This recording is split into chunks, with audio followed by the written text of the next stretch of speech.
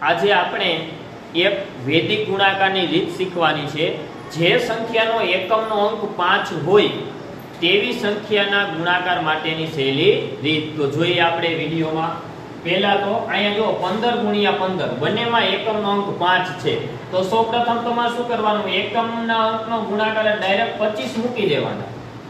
હવે અહીંયા પહેલો અંક 1 છે, તેના પછી સંખ્યા કોણ આવે 2, તો હવે આ બંનેનો ગુણાકાર જવાબ શું થાય 2 * 1 = 225।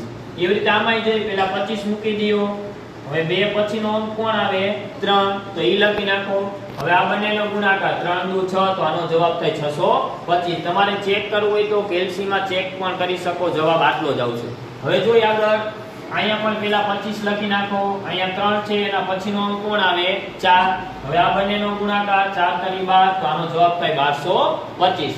એવી જ રીતે 45 × 45 પણ કરી। સૌપ્રથમ અહીંયા 25 મૂકી દયો, 4 પછીનો અંક કોણ થશે 5, તો હવે આનો ગુણાકાર કરવો જોઈએ 5 × 20, તો આનો જવાબ થશે 2025। એવી જ રીતે આગળની સંખ્યા જોઈએ, સૌપ્રથમ 25 મૂકી દયો, 5 પછી કોણ આવે 6, આ બંનેનો ગુણાકાર 5 × 6 = 30, એટલે આનો જવાબ થાય 3025।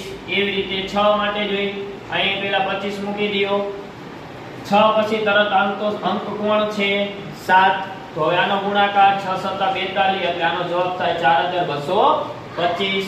એવી રીતે પેલા અહીંયા 25 મૂકી દયો, 7 પછીનો અંક કોણ આવશે 8, હવે ચેક કરો 7 × 8 = 56, આનો જવાબ થશે 5625। હવે આ બે એક્ઝામ્પલ તમારે જાતે કેલ્સીમાં પેલા જવાબ ગણી લેવાનો અને પછી કેલ્સીમાં ચેક કરવાનો, બંને રીતે એટલો જ જવાબ આવે છે કે નહીં। પછી વિડીયોમાં તમારું નામ કોમેન્ટ કરજો।